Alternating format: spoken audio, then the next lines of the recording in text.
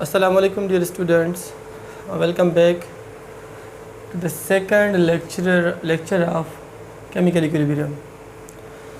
First lecture में जो हमने पढ़ा केमिकल इक्विलिब्रियम के बारे में, उसके बेसिक्स के बारे में, उसके टाइप्स के बारे में, static dynamic, irreversible reaction, reversible reaction, और आज एक पॉइंट जो मैंने आपको लास्ट लेक्चर में बताई थी कि at equilibrium position the relative concentration of each component present in a reaction remain constant. जो चीज़ यहाँ पे इम्पोर्टेंट है वो ये है कि concentration term is a constant for each reactant and product. Chemical reaction में जब दोनों मौजूद है, रिएक्टेंट्स और प्रोडक्ट्स, तो उनकी कंसंट्रेशन क्या होती है? कांस्टेंट। ये चीज़ है बहुत इम्पोर्टेंट। कैसे? उसी पॉइंट को आज मैं एक्सप्लेन करूँगा। अच्छा, उसके बाद ये यहाँ पे लिखा हुआ है कि graphical representation of equilibrium constant. तो ग्राफ हम प्लॉट करेंगे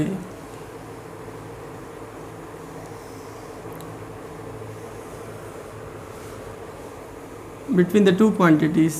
वाई एक्सिस हम यहाँ पर रखेंगे रेट ऑफ अ रिएक्शन, और अलॉन्ग एक्स एक्सिस हम रखेंगे time. Along X axis time रखेंगे और वाई एक्सिस पे हम रखेंगे rate of a chemical reaction. तो रेट ऑफ अ रिएक्शन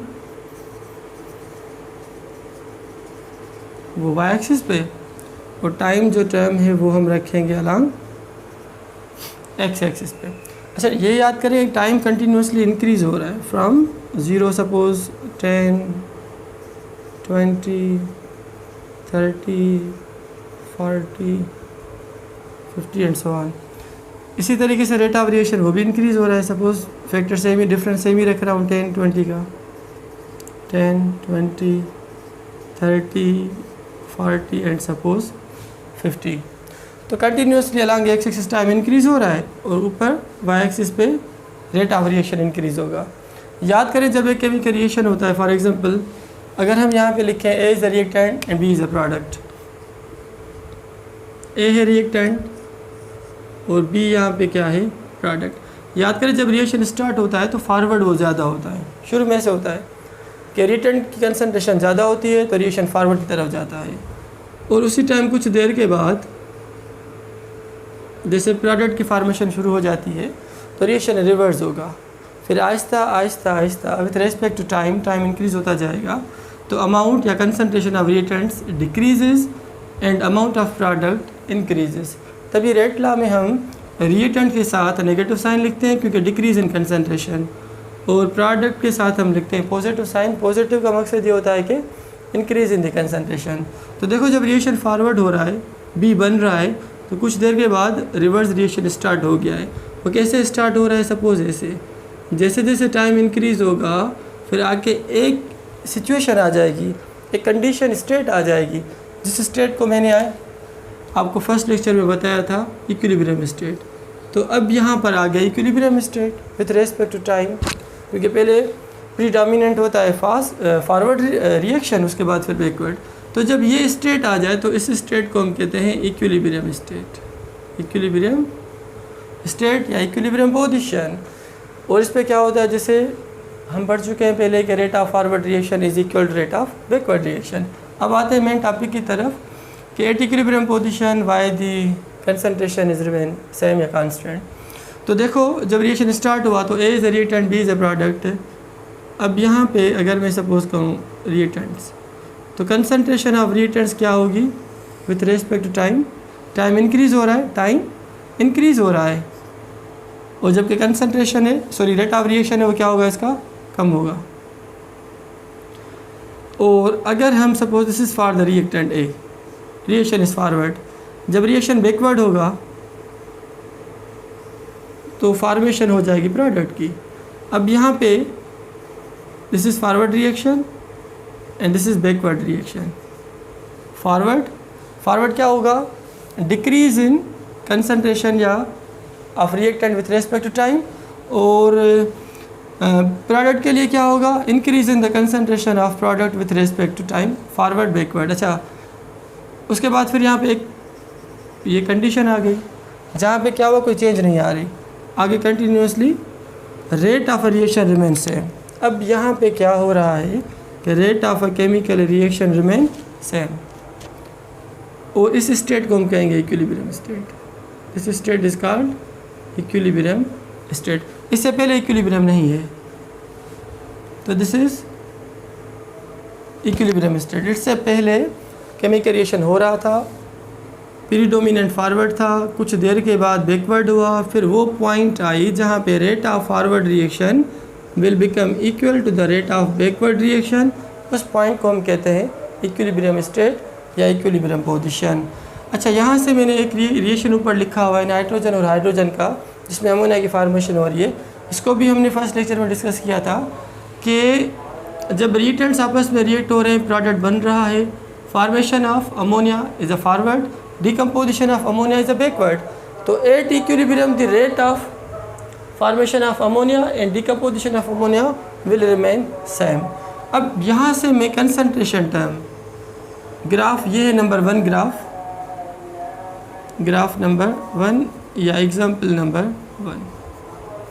इसके बाद मैं यहाँ पे एग्जाम्पल नंबर 2 लिख रहा हूँ, जिसमें हम रिएक्टेंट्स की बात करेंगे। और हमारे पास तो यहाँ पे रिएक्टेंट्स है वो 2 हैं फॉरवर्ड रिएक्शन के लिए, नाइट्रोजन और हाइड्रोजन, जबकि जो बन रहा है यहाँ पे वो है प्रोडक्ट अमोनिया। अब ये है chemical reaction. Suppose graph draw कर रहा हूँ मैं यहाँ पे मैं कंसंट्रेशन की बात कर रहा हूँ। अब वाई एक्सिस पे हम रखेंगे कंसंट्रेशन टाइम और एक्स एक्सिस पे हम रखेंगे time increase along X axis, concentration increases from 0 to in upward direction. Concentration increase हो रही है। फॉर एग्जांपल यहाँ पे इसकी कंसंट्रेशन है 5, 10, 15, 20, 25, 30। जब भी आप ग्राफ बनाओ कोशिश करें कि जो डिजिट्स होते हैं नियर होते हैं सक्सेसिव, इनका डिफरेंस ये माना चाहिए। 30 - 25 5, 25 - 20 5, 20 - 15 5। तो ये स्केल आपको इस तरीके से सेट करना है अलॉन्ग वाई एक्सिस। लाजमी नहीं कि एक्स एक्सिस इसी की तरह हो कि 5 का डिफरेंस हो, यहाँ पे 10, 20, मगर याद कर यहाँ पे भी 10 का होगा तो यहाँ पे भी 10, यहाँ पे भी 10, सब में 10 का होना चाहिए। फिर उसी तरीके से सपोज टाइम में यहाँ पे 10, 20, 30, 40 एंड 50। इसी तरीके से means along Y axis difference is 5, along X axis difference is 10। अच्छा, अब आते हैं हम मेन पॉइंट की तरफ, जो यहाँ पे लिखा हुआ कि at equilibrium position the concentration term will remain same. 2 reactants में यहाँ पे उठा रहा हूँ, एक नाइट्रोजन और दूसरा हाइड्रोजन। सपोज ये कंसंट्रेशन है किसकी 25, चलो मैं 25 पे लगा रहा हूँ। तो 25 is what concentration of hydrogen, initial concentration of hydrogen जो हमने यूज़ की। तो चलो ये हाइड्रोजन फिर ऐसे, ठीक है, this is a graph for the hydrogen. उसके बाद फिर हमने दूसरा यहाँ पे जो लिया है रिएक्टेंट वो है hydrogen. Suppose initial concentration of hydrogen is how much 20। फिर जब रिएक्शन में ये यूज़ अप हो गया तो हाइड्रोजन की भी कंसंट्रेशन कम हुई, क्योंकि प्रोडक्ट फार्मेशन होने में नाइट्रोजन भी कंज्यूम होगा और हाइड्रोजन भी कंज्यूम होगा। उसके बाद क्या हो रहा है, देखें इस बात को समझें। टाइम इंक्रीज़ हो रहा है, कंसंट्रेशन डिक्रीज़ हो रही है। किसकी डिक्रीज़ हो रही है? नाइट्रोजन और हाइड्रोजन की। This graph shows us nitrogen while this graph shows us hydrogen। ठीक है, ये किसका है ग्राफ? नाइट्रोजन का, और ये किसका ग्राफ है? हाइड्रोजन का। Concentration decreases with respect to time, क्योंकि रिएक्शन फॉरवर्ड हो रहा है। कुछ देर के बाद जैसे मैंने आपको कहा कि इक्विलिब्रियम पोजीशन पे फॉर्मेशन एंड डिकम्पोजिशन अमोनिया दोनों हो रही है। जब अमोनिया की डिकम्पोजिशन होगी तो क्या होगा? रिएक्शन रिवर्स जाएगा, बैक तरफ जाएगा। अच्छा, यहाँ पे मैं फॉरवर्ड की बात कर रहा हूँ, तो concentration of nitrogen hydrogen decrease होगी। उसी टाइम क्या होगा? There should be increase in the concentration of ammonia. Ammonia की कंसंट्रेशन इंक्रीज होगी। सपोज यहाँ पे 0 नहीं बना हुआ है तो इस तरीके से, पहले अमोनिया नहीं है 0, फिर अमोनिया की फार्मेशन हो रही है। क्यों हो रही है? क्योंकि रिएक्टेंट्स कंज्यूम हो रहे हैं और प्रोडक्ट की फार्मेशन हो रही है, जिसे हम अमोनिया कह रहे हैं। अब यहाँ पे एक चीज़ जो बहुत इम्पोर्टेंट है, इसी ग्राफ के ज़रिए मैं आपको बताऊँगा कि इस स्टेटमेंट को जस्टिफाई करेगा ये हमारा ग्राफ। तो पॉइंट नंबर 1, जैसे टाइम इंक्रीज़ हो रहा है, concentration of reactants nitrogen hydrogen decrease हो रही है, ठीक है। उसी टाइम फिर मैंने क्या कहा था? Concentration of reactants decreases while with respect to time amount या concentration of product increases. Ammonia का ऊपर जा रहा है ग्राफ, मीन्स 5, 6, 10 तक अंदाज़न, ये 10 सपोज ये 20 से ये 15 तक आ गया, यहाँ पे ये 15 और ये कितना है यहाँ पे 10. इनिशियली क्या था 0. इनिशियली क्या थी कंसंट्रेशन नाइट्रोजन की, सपोज 25. अब कितनी है नाइट्रोजन की, 20 से कम, समझो 18 या 19. अब यहाँ पे समझे ये जो पॉइंट यहाँ पर आ गई, this point is very much important, इसको फोकस करें आप. ये वाली चीज़, ये turning point for the nitrogen, ये turning point for the hydrogen और ये turning point for the ammonia. क्यों कि इसके बाद कंसंट्रेशन ना ही कम हो रही है ना ही बढ़ रही है. हाइड्रोजन की भी अगर हम देखें तो कंसंट्रेशन इसके आगे बिल्कुल सेम स्मूथ जा रही है, कांस्टेंट जा रही है, इंक्रीज़ भी नहीं हो रही, डिक्रीज़ भी नहीं हो रही. By the same way nitrogen का भी ऐसे ही हो रहा है, यहाँ तक क्या डिक्रीज़, फिर कंटिन्यूसली रिमेन सेम. माना इन तीनों स्टेट्स को हम कहेंगे इक्विलिब्रियम स्टेट. और ये वो इक्विलिब्रियम स्टेट है जहाँ पर रिएक्टेंट्स और प्रोडक्ट्स इनकी कंसंट्रेशन सेम होती है. जो चीज़ मैंने आपको यहाँ पे लिख के बताई थी कि at equilibrium position the relative concentration of each component present in reaction remain same. Same होने का कांस्टेंट होने का मकसद ये है कि सेम नहीं है. अब सेम कैसे, सपोज़ इसकी कितनी है, अब यहाँ पर अगर हम देखें ग्राफ को तो 20 से कम है. अब इक्विलिब्रियम पे कितनी, अंदाज़न 18. अगर हम हाइड्रोजन को देखें तो ये 15 के तकरीबन लाइन सीधी है बिल्कुल. For hydrogen it is 15. For ammonia 0 थी, अब उसकी फार्मेशन हो गई, अंदाज़न ये 10 तक आ गई. For ammonia it is equal to 10. देखो कांस्टेंट है, माना जब इक्विलिब्रियम को हम डिस्टर्ब नहीं करेंगे. कैसे डिस्टर्ब नहीं करेंगे, ना ही हम टेम्परेचर बढ़ाएंगे कम करेंगे, ना ही हम कंसंट्रेशन बढ़ाएंगे कम करेंगे, ना ही हम प्रेशर को इंक्रीज़ या डिक्रीज़ करेंगे. तो ये 3 फैक्टर्स होते हैं जो इक्विलिब्रियम पोजीशन को डिस्टर्ब कर सकेंगे, जो आगे इंशाल्लाह मैं कमिंग लेक्चर, जो मेरा 4th लेक्चर होगा केमिकल इक्विलिब्रियम का, जिसमें हम ली चैटेलियर्स प्रिंसिपल और उसकी एप्लीकेशंस पढ़ेंगे, तो वहाँ पे इस चीज़ को हम डिस्कस करेंगे कि किस तरीके से हम इक्विलिब्रियम पोजीशन को डिस्टर्ब करेंगे रिएक्शन फॉरवर्ड करने के लिए या बैकवर्ड करने के लिए. तो बात यहाँ पे क्लियर हो गई कि concentration of reactants products will remain constant, same नहीं होगी, क्योंकि ये 18 है, ये 15 है, 10 है, तो सेम तो नहीं है ना ये, मगर है कांस्टेंट. आगे ये 18 ही रहेगी. रिएक्शन चलता रहा है, फॉरवर्ड भी उतना, बैकवर्ड भी उतना, फॉरवर्ड भी उतना. Backward means eight equilibrium position the rate of forward is equal rate of backward. तो इस कंडीशन में क्या होगा बच्चे कि concentration term will remain same, मगर सब कंपोनेंट्स की, रिएक्टेंट्स या प्रोडक्ट्स की कंसंट्रेशन सेम नहीं होगी, मगर क्या होगी, कांस्टेंट. तो this point is very much important, जिसको आज मैंने यहाँ पे जस्टिफाई किया, कोशिश की क्या बच्चों को अच्छे तरीके से एक्सप्लेन कर सकूँ कि at equilibrium position the relative concentration of each component whether it is reactant या product present in a chemical reaction, कौन सा reaction, reversible reaction, remain constant. तो मैं समझता हूँ कि ये पॉइंट यहाँ पे क्लियर हो गई. इसके बाद जो दूसरा टॉपिक, मोस्ट इम्पोर्टेंट टॉपिक है हमारा, वो है इक्विलिब्रियम लॉ या लॉ ऑफ मास एक्शन. आप इसको लिखो, नोट डाउन करो, पिक ले लो, जिस भी तरीके से आप इसको सेव कर लो. फिर उसके बाद हम पढ़ेंगे आज लॉ ऑफ मास एक्शन या equilibrium law. That is also very much important topic of chemical equilibrium.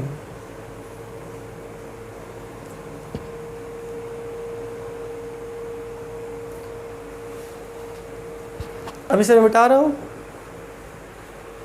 फिर हम स्टार्ट करते हैं the most important topic of chemical equilibrium, law of mass action. मिटा दूँ इसे. केमिकल इक्विलिब्रियम तो रहेगा 4 लेक्चर्स तक इंशाल्लाह. ये दूसरा लेक्चर है हमारा केमिकल इक्विलिब्रियम का, और अगर इसी लेक्चर में लॉ ऑफ मास एक्शन हो गया कंप्लीट, तो फिर बचेगा ली चैटेलियर्स principal and its application.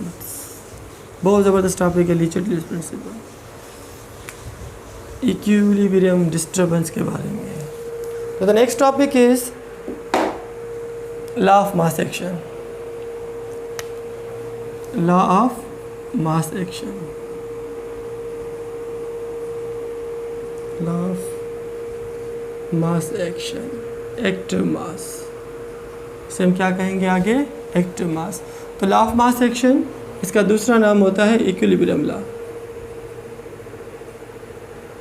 Equilibrium law. दो साइंटिस्ट थे, गुलबर्ग एंड वेगी। उन्होंने 1884 में ये ला दिया था। दो साइंटिस्ट थे, Guldberg and Waage. It was given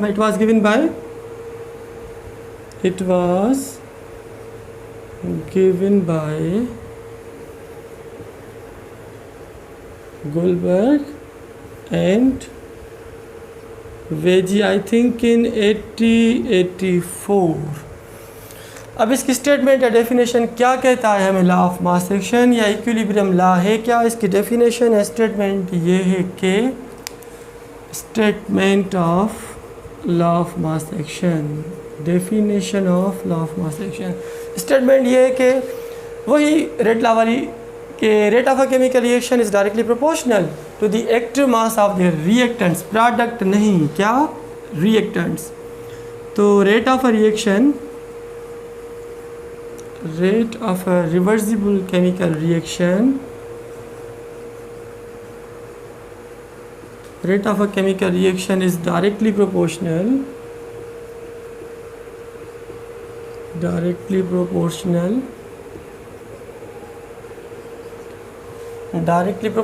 to active mass.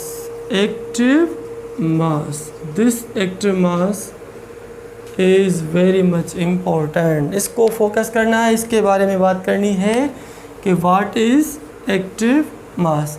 अच्छा, ये तो सिर्फ एक रिएक्टेंट के लिए है, only for one reactant, single reactant, for single reactant. अगर एक से ज़्यादा रिएक्टेंट्स है तो क्या होगा? तो ये समझो स्टेटमेंट नंबर 1 है, उसके लिए बन जाएगी statement number 2 means rate of a reaction is directly proportional to, ये सेम ही रहेगा कि rate of a reaction is directly proportional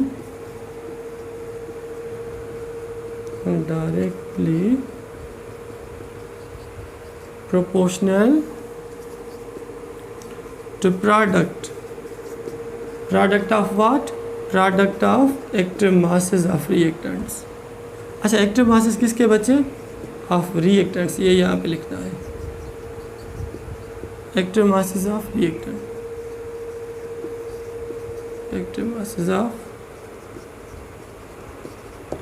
reactants. अच्छा, इनके थोड़े एग्जांपल्स हो जाए। फॉर एग्जांपल अगर मैं इसके लिए लिखूँ, यहाँ पर सिर्फ एक ही रिएक्टेंट है हमारे पास, ए, जो कन्वर्ट हो रहा है किसके अंदर? बी के अंदर। A is a reactant, B is a product. जब इस रिएक्शन का हम रेट लॉ बनाएंगे, यहाँ पे इसको लिखेंगे, तो ये होगा कि rate for this reaction is directly proportional to active mass of A. यहाँ पे एक चीज़ मैं आपको बताता चलूँ कि जो एक्टिव मास होता है इसको हम स्क्वायर ब्रैकेट के साथ शो करते हैं, स्क्वायर ब्रैकेट के साथ, ये मोलर कंसंट्रेशन भी कहलाता है। नाउ फॉर एग्जांपल नंबर 2, जैसे सपोज एक से ज़्यादा रिएक्टेंट्स है, for example A plus B is equal C, both reactants are here. जब इसका हम रेट लॉ बनाएंगे तो rate of this reaction is directly proportional to multiplication या product of both reactants which are present in a chemical reaction. C product की बात नहीं होगी, बी प्रोडक्ट की बात यहाँ पर नहीं हो रही। याद करें कि रेट ऑफ रिएक्शन सिर्फ रिएक्टेंट्स के एक्टिव मास पे डिपेंड करता है, प्रोडक्ट्स पे नहीं, इफ रिएक्शन इज़ फॉरवर्ड।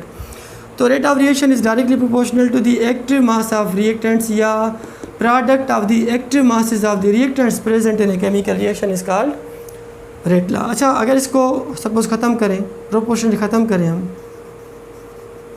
तो हम यहाँ पे कांस्टेंट लिखेंगे के, बाकी ये टर्म्स वही सेम ही रहेंगे,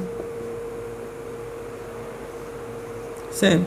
तो अब यहाँ पे क्या हुआ, रेट ऑफ रिएक्शन की बात हो रही है, तो दिस के इज़ कॉल्ड रेट कांस्टेंट। इसे हम क्या कहते हैं? Rate constant. तो के इज़ व्हाट? के इज़ अ रेट कांस्टेंट। अगर फॉरवर्ड रिएक्शन है तो इसके साथ हम यहाँ पे एफ लगाते हैं, अगर बैकवर्ड रिएक्शन होता है तो इसके साथ हम बी लगाते हैं। तो this is just a simple rate constant for forward reaction. तो ये एक स्टेटमेंट थी, डेफिनेशन थी किसकी? लॉ ऑफ मास एक्शन की, या जिसे हम इक्विलिब्रियम लॉ भी कहते हैं। तो बिल्कुल सिंपल डेफिनेशन थी। इसके बाद लॉ ऑफ मास एक्शन, इसकी एप्लीकेशन होती है जिसमें हम इक्विलिब्रियम कांस्टेंट मालूम करेंगे, जिसे हम के ई कहते हैं। किन बुक्स में उसको के सी लिखते हैं और के पी भी लिखते हैं। तो एक्चुअली जो इक्विलिब्रियम कांस्टेंट है वो के ई है। फिर के ई को हम रिप्लेस करते हैं विद के सी एंड के पी। तो ये लिखें, नोट डाउन करें। इसके बाद फिर मैं आपको पढ़ाऊँगा एप्लीकेशंस या टाइप्स ऑफ इक्विलिब्रियम कांस्टेंट। इसकी एक डेरिवेशन है जो मैं आपको ड्राइव करा के बताऊँगा कि how to calculate the K C for the reaction and how to calculate K P for the reactions. तो दोनों चीज़ें आज हम इंशाल्लाह इसी लेक्चर में पढ़ेंगे। फिर इसके बाद हम करेंगे कमिंग लेक्चर में ली-चैटेलियर्स प्रिंसिपल इंशाल्लाह। तो लिख लो, नोट डाउन कर लो, पिक्चर लग लो इसकी। फिर उसके बाद में इसको मिटा के हम स्टार्ट करेंगे derivation for the equilibrium constant के सी एंड के पी। अच्छा, यहाँ पे एक चीज़ मैं आपको बताता चलूँ कि जो मैंने कहा ना एक्टिव मास क्या होता है? Active mass is a molar concentration. Active mass is what बच्चे? It is molar concentration. और मोलर कंसंट्रेशन का जो यूनिट होता है वो होता है मोल पर डीएम क्यूब, या इसको हम मोल पर लीटर भी लिखते हैं, क्योंकि 1 DM cube is equal to 1 litre. तो what is active mass? It is denoted by square bracket. Quantity में देखें कैसे उठाते हैं हम इसको, तो ये होता है मोल पर डीएम क्यूब या mole per litre, because 1 DM cube is equal to 1 litre. Both are the units of volume, DM cube and litre. Note down these all points. फिर हम स्टार्ट करेंगे इक्विलिब्रियम कांस्टेंट के ई, उसके दो टाइप्स के सी and के P. I hope कि अब ये क्लियर हो रहा है what is law of mass action. मिटा रहा हूँ इसे। Equilibrium constant very much important topic, उसकी एप्लीकेशंस भी होती है। के सी को देख के हम ये बता सकते हैं कि रिएक्शन किस तरफ जा रहा है, रिएक्शन फॉरवर्ड जा रहा है, बैकवर्ड जा रहा है, या इक्विलिब्रियम पोजीशन में है। और के सी हमें ये भी बताता है इक्विलिब्रियम कांस्टेंट कि जो रिएक्शन है उसकी एक्सटेंट क्या है, कंप्लीट है, स्लो जा रहा है, रिएक्शन फास्ट है, मॉडरेट है, या किस टाइप का रिएक्शन है। तो this chemical equilibrium is a very much important chapter of our physical chemistry या केमिस्ट्री। तो आते हैं हम इक्विलिब्रियम कांस्टेंट की तरफ। The next topic is equilibrium constant. Equilibrium constant. अच्छा, इस इक्विलिब्रियम कांस्टेंट को के ई करके लिखते हैं, के ई। फिर आगे ये के ई कन्वर्ट हो जाती है किस में? के सी में भी हो जाती है और के पी में भी हो जाती है। इसके भी दो टाइप्स हम पढ़ेंगे इंशाल्लाह इसी लेक्चर में। तो K E is what? Equilibrium. E means equilibrium, K means constant. K means constant, C means concentration, K means constant, P means partial pressure. तो सपोज़ मैं यहाँ पे एक रिएक्शन लिख रहा हूँ, फिर हम उसका के ई बनाएंगे। फॉर एग्जांपल एक है हमारे पास रिएक्टेंट ए, दूसरा है बी, दोनों आपस में रिएक्ट कर रहे हैं और हमें मिल रहा है product C and D. M होते हैं number of moles of A, N is number of moles of B reactant, X number of moles of C product. अब यहाँ पे मैं मार्कर चेंज कर रहा हूँ ताकि आपको बच्चों को सही तरीके से नज़र आ जाए, प्रोमिनेंट हो जाए। M N, M number of moles of A, N number of moles of B reactant, X number of moles of C, Y Y number of moles of D. अब जैसे हमने यहाँ पे अभी पढ़ा according to law of mass action, जब reaction forward जा रहा है तो क्या होगा? ये रिएक्टेंट्स होंगे ए एंड बी। तो rate for this reaction is directly proportional to active mass of A and active mass of B. याद करें आगे जो इसके मोल्स कोफिशिएंट से ये पावर में लग जाएंगे, माना एम और एन। ये हुआ for forward reaction, rate of chemical reaction for forward. Proportionally ख़त्म करके हम यहाँ पे रिलेशनशिप बनाना चाहते हैं, तो प्रोपोर्शनली ख़त्म, ये के आ गया, वो के साथ मैं एफ लिख रहा हूँ। Why I am writing F here? Because this is for the forward reaction. Rate for forward reaction is equal to constant K for forward. बाकी ये टर्म्स वही same, A and B, A and B है, simple मगर थोड़ा lengthy. तो this is suppose equation number 1, question number 1। अब इसके बाद हम बात करेंगे बैकवर्ड रिएक्शन की, जिसमें C एंड D बन जाएंगे रिएक्टेंट्स और A भी हो जाएगी प्रोडक्ट। रिएक्शन अब किस तरफ जा रहा है, बैकवर्ड की तरफ। तो फॉर बैकवर्ड रिएक्शन हम लिख सकते हैं कि rate for backward reaction is directly proportional to what, active masses of C and D, C and D। अब C के जो नंबर ऑफ मोल्स है यहाँ पे वो X यहाँ पे ऊपर आ जाएंगे और D के Y 2, 3, 4 जितने भी हो आप यहाँ पे लिख लेंगे। अच्छा, उसी तरीके से प्रोपोर्शनलिटी हमें ख़त्म करनी है इक्वेशन बनाने के लिए। तो rate for backward reaction is equal to K, मैंने यहाँ पे B लगा दिया क्योंकि बैकवर्ड है तो B, फॉरवर्ड था तो फॉरवर्ड F लगाया मैंने। अब C और D वही same, C and D, X भी वही सेम, Y भी वही same. This is equation number 2। हमने पढ़ा है कि at equilibrium position the rate of forward reaction is equal to rate of backward reaction. ये बात है बहुत इंपॉर्टेंट कि at equilibrium position we know that at equilibrium rate of forward reaction is equal to rate of backward reaction. ये बात equilibrium constant की हो रही है तो पोजीशन भी इक्विलिब्रियम की होनी चाहिए। तो at equilibrium rate of forward reaction is equal rate of backward reaction. अगर हम यहाँ पर देखें तो rate of forward reaction R क्या है रेट और F क्या है फॉरवर्ड, तो रेट ऑफ फॉरवर्ड रिएक्शन वो किसके बराबर है, KF A एंड B। तो इसकी जगह पे हम यहाँ पे ये लिख सकते हैं, इसको रिप्लेस करके इसका वैल्यू हम यहाँ पे पुट कर रहे हैं कि KF concentration of A and concentration of B is equal की साइन वही same. Rate of backward reaction, ये रेट ऑफ बैकवर्ड रिएक्शन किसके बराबर, KBC and D, KBC and D। इसके जो मोल्स हैं X और Y यहाँ पे लिख लो, इसके जो मोल्स हैं M और N आप यहाँ पे लिख लें। अब यहाँ पे बाय क्रॉस मल्टीप्लिकेशन हम क्या करेंगे, बहुत आसान। ये जो KB इसके साथ मल्टीपल है बच्चे, जब इस तरफ आ जाएगी तो क्या हो जाएगी, KF के नीचे डिवाइडेड फॉर्म में आ जाएगी। तो KF हम वही सेम रख रहे हैं, KF हमने वही सेम रखा। ये यहाँ पे क्या है, मल्टीपल राइट तरफ है तो मल्टीपल जब इस तरफ आ जाएगी तो KF के नीचे डिवाइडेड फॉर्म में आ जाएगी। तो इसको हम नीचे लिख रहे हैं, KB मल्टीपल है इस तरफ आ गया तो डिवाइड आ जाएगा, माना KB। अच्छा, दूसरी पॉइंट ये A और B active masses of A B इसके साथ मल्टीप्लाई हैं, जब उस तरफ चले जाएंगे राइट तरफ चले जाएंगे तो मल्टीपल जब इस तरफ आता है तो डिवाइडेड के फॉर्म में आ जाता है। तो C एंड D ऊपर होंगे, ये मल्टीपल इस तरफ आ जाएगा तो डिवाइडेड, माने कंसंट्रेशन ऑफ C D और बाकी ये नीचे A and B। Number of moles आप लिख लो, we are near to the completion आ रहे हैं। अच्छा, एक बात याद करो, यहाँ पे ये चीज़ constant for forward, constant for backward, ये रेशो है।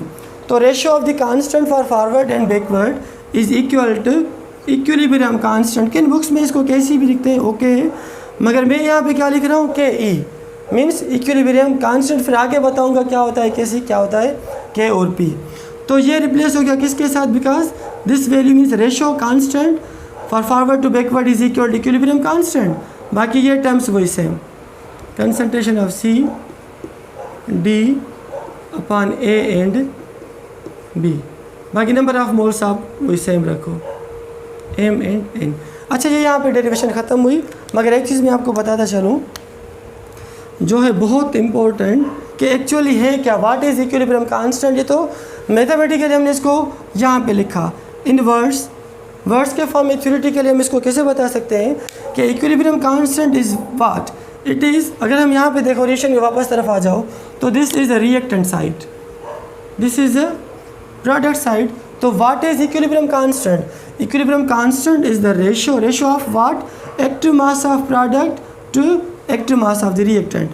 हम इसको ऐसे लिख सकते हैं R करके कि equilibrium constant is the ratio of what, active mass of product to active mass of reactant. ये भी एक आसान ट्रिक होती है जिसके ज़रिए हम किसी भी रिएक्शन का KC KP या इक्विलिब्रियम कांस्टेंट थ्योरेटिकली इस तरीके से मालूम कर सकते हैं। तो काइंडली आप ये बच्चे लिख लें और इसको नोट डाउन कर लो। फिर हम पढ़ेंगे इंशाअल्लाह कमिंग लेक्चर में क्या इक्विलिब्रियम कांस्टेंट है क्या, इसके बारे में। इसके दो टाइप्स हैं। तो ये जो 2 पॉइंट्स हैं KC और KP, ये दोनों इक्विलिब्रियम कांस्टेंट है। ये भी क्या है, इक्विलिब्रियम कांस्टेंट। ये भी क्या है, ये भी इक्विलिब्रियम कांस्टेंट।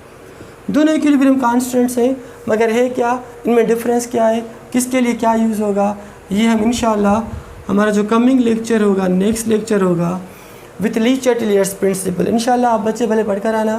तो कमिंग लेक्चर की जो 3rd वीडियो में बनाऊंगा वो होगी क्या, equilibrium constant, its applications. 2 applications होती है, KC is use to predict the direction of a reaction, दूसरी होती है KC is use to predict extent of a reaction.